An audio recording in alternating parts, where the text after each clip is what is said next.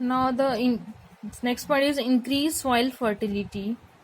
देखिए, blue green algae and rhizobium bacteria are biological nitrogen fixers. ये जो दो, राइजोबियम बैक्टीरिया और ब्लू ग्रीन एल्गी, जिसको साइनोबैक्टीरिया भी बोलते हैं, सो ये क्या है, बायोलॉजिकल नाइट्रोजन फिक्सर्स है। नाइट्रोजन फिक्सर्स मतलब they fix nitrogen from atmosphere and form nitrogen compounds. यानी कि ये क्या करते हैं, बैक्टीरिया एटमॉस्फेयर में जो नाइट्रोजन प्रेजेंट होती है उसको कन्वर्ट करते हैं वेरियस नाइट्रोजन कंपाउंड्स में, और ये जो नाइट्रोजन कंपाउंड्स होते हैं ये सॉइल की फर्टिलिटी को इंक्रीज करते हैं।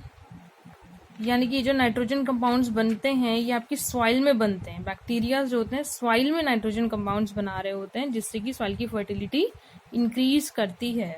देखिए, इसको बहुत अच्छे से नाइट्रोजन साइकिल में समझेंगे।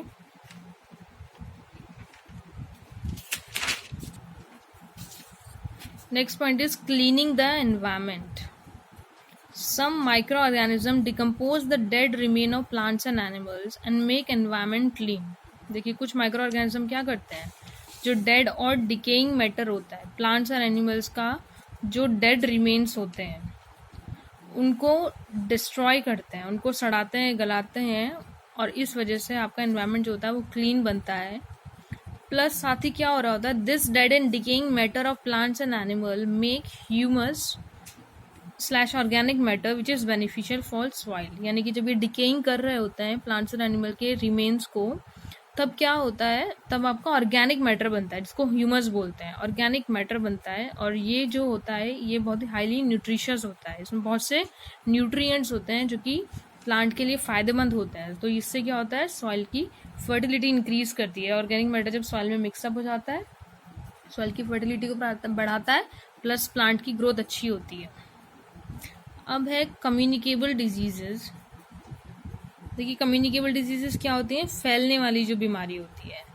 दोज माइक्रोबियल डिजीजेज, यानी कि माइक्रो ऑर्गेनिज्म से फैलने वाली ऐसी बीमारियां which can spread from infected person to a healthy person, जो एक इन्फेक्टेड पर्सन से हेल्दी पर्सन में फैलती हैं। किसके through, via air, water, food या फिर फिजिकल कॉन्टैक्ट से।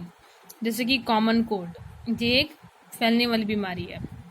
घर में अगर एक पर्सन को कॉमन कोल्ड हो रहा होगा तो उससे एक एक करके सभी पर्सन को, सभी फैमिली मेम्बर्स को खांसी जुकाम हो जाता है। फिर कॉलेरा, टीबी एक्सेट्रास।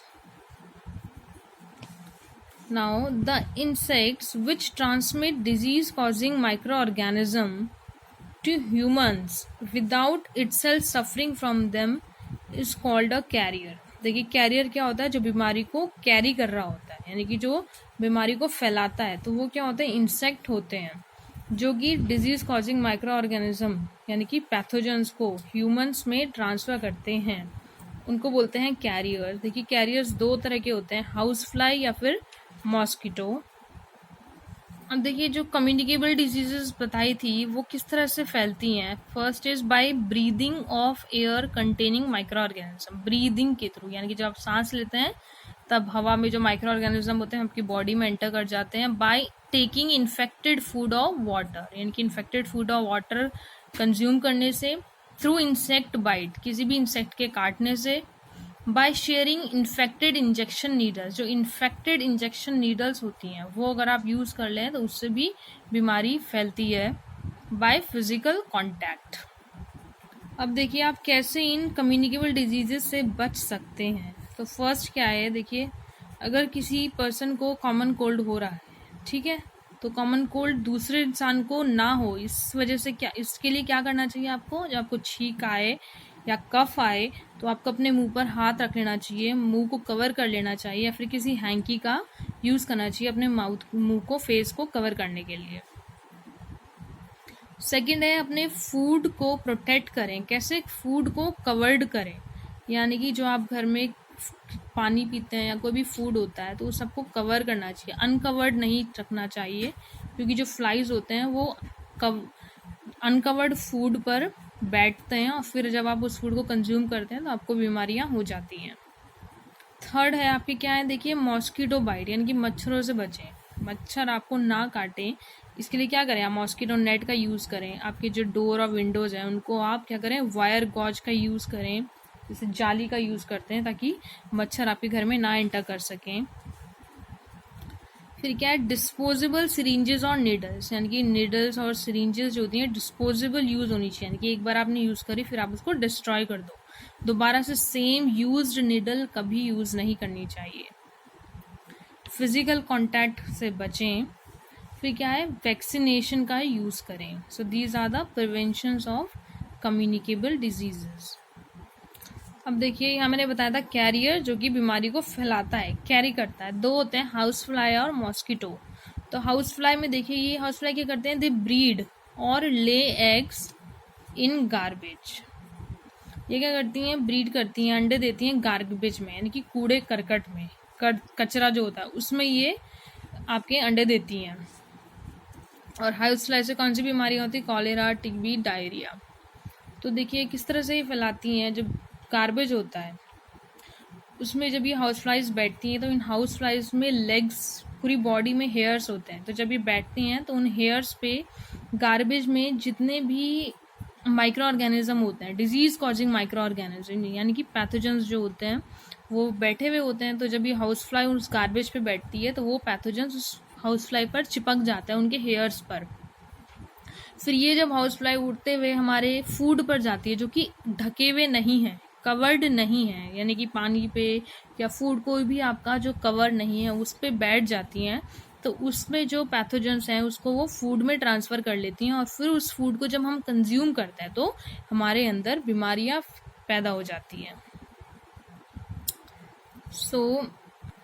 तो हाउस फ्लाई से बीमारी ना हो उसके बचने के लिए आप क्या कर सकते हैं, जो आपका कूड़ा है उसको सही से कवर करके रखें, उसको कभी भी ओपन ना छोड़ें। साथ साथ जो भी आप फूड मटेरियल्स है वो भी सब कवर करके रखें। आप जो जंक फूड्स होता है जो कि अनकवर्ड होता है उसको खाने से बचें। इंसेक्टिसाइड्स का टाइम टू टाइम स्प्रे करना चाहिए। So these are the things. Now mosquito. देखिए मॉस्किटो से बीमारी फैलती है। मॉस्किटो क्या करते हैं, they breed in stagnant water. Stagnant water मतलब जो रुका हुआ पानी होता है, जो ठहरा हुआ पानी होता है, उसमें ये ब्रीड करती हैं, उसमें ये अंडे देती हैं, जैसे कि पॉन्ड का पानी या फिर किसी डर्टी ड्रेन का पानी। और उससे बीमारियां कौन सी होती हैं, मलेरिया और डेंगू बीमारियां होती हैं। बीमारी फैलती है इन ह्यूमन ब्लड पैरासाइट जिसका नाम होता है plasmodium lives which causes malaria. देखिए हमारे ह्यूमन ब्लड में पैरासाइट, एक पैरासाइट जिसका नाम है प्लाज्मोडियम, ये रहता है, हमारे ब्लड से न्यूट्रिएंट्स ले रहा होता है। तो इस वजह से, इस पैरासाइट की वजह से बीमारी होती है मलेरिया। अब फीमेल एनोफिलीज मॉस्किटो जो है, this spread malaria from infected to healthy person. और फीमेल एनोफिलीज मॉस्किटो ये क्या करता है, जब एक इन्फेक्टेड पर्सन है यानी कि जिसको ऑलरेडी मलेरिया हो चुका है, उसकी बॉडी से ब्लड को सक करता है और फिर उसको ब्लड सक करता है, तो उस ब्लड के साथ साथ वो पैरासाइट भी उस एनोफिलीज मॉस्किटो के बॉडी के अंदर चला जाता है।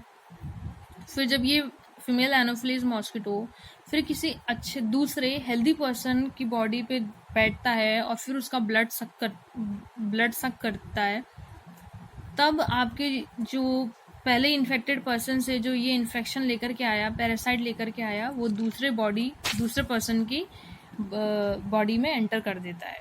तो इस तरह से फीमेल एनोफिलीज मॉस्किटो के थ्रू मलेरिया एक पर्सन से दूसरे पर्सन में फैलता है।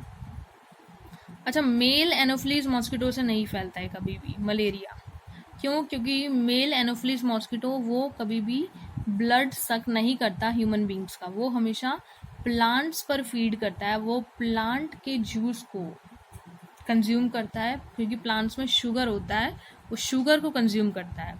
और जो फीमेल एनोफिलीज मॉस्किटो होती है ये आपके ह्यूमन बीइंग के ब्लड को सक करती है। क्यों? क्योंकि जो ह्यूमन बीइंग का जो ब्लड होता है वो फीमेल एनोफिलीज मॉस्किटो जब अंडे देती है तो उस अंडे के लिए बेनिफिशियल होता है, उस एग के प्रोडक्शन के लिए बहुत ही फ़ायदेमंद होता है, क्योंकि वो बहुत ही न्यूट्रिशियस होता है उसके लिए एग की जो डेवलपमेंट होती है, ग्रोथ होती है, वो बहुत अच्छी होती है।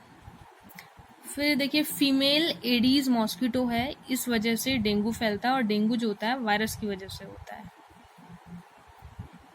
कॉज हो रखा है क्या?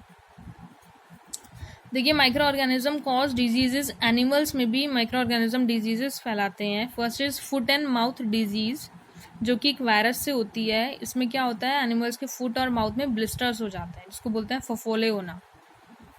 सेकंड है एंथ्रेक्स, फफोले मतलब बबल्स से हो जाते हैं, फूल जाती है स्किन, ऐसा समझ लीजिए। एंथ्रेक्स, एंथ्रेक्स जो होता है वो बैक्टीरिया की वजह से होता है, it is a respiratory disease. Aspergillosis ये एक फंजाई से होती है and it is also respiratory disease. फिर देखिए प्लांट्स में जो माइक्रो ऑर्गेनिज्म से बीमारियां होती है, first is rust of wheat, wheat में रस्टिंग हो जाती है, वीट की जो लीव्स होती है उसमें रस्ट लग जाता है, रेड हो जाती हैं उसकी लीव्स। और ये किस तरह से फैलती है बीमारी, this is spread by air या फिर सीड्स के थ्रू, और ये फंजाई की वजह से होती है, it is a fungus infection. Second है बी है सिट्रस कैंकर, सिट्रस कैंकर जो है बैक्टीरिया से होता है और ये एयर के थ्रू फैलता है। सिट्रस कैंकर एक ऐसी बीमारी है जो कि सिट्रस फ्रूट्स में होती है, जैसे कि लेमन और ऑरेंज। इसमें क्या होता है, इनकी जो आउटर कवर होता है उसमें रेड स्पॉट्स आ जाते हैं। नेक्स्ट है येलो वेन मोजैक ऑफ भिंडी, यानी कि इसमें क्या होता है, जो आपका लेडी फिंगर का प्लांट होता है, ये वायरस से होती है बीमारी और ये इंसेक्ट के थ्रू फैलती है। और इसमें क्या होता है, जो लीव्स होती हैं प्लांट की, बहुत ही यंग लीव्स जो होती हैं वो येलो होने लगती हैं, और इससे जो फ्लावर होता है वो भी येलो होने लगता है। फिर जो फ्रूट आता है, यानी कि जो लेडी फिंगर आती है वो भी येलो हो जाती है, जो कि बेनिफिशियल नहीं होती। So thank you students.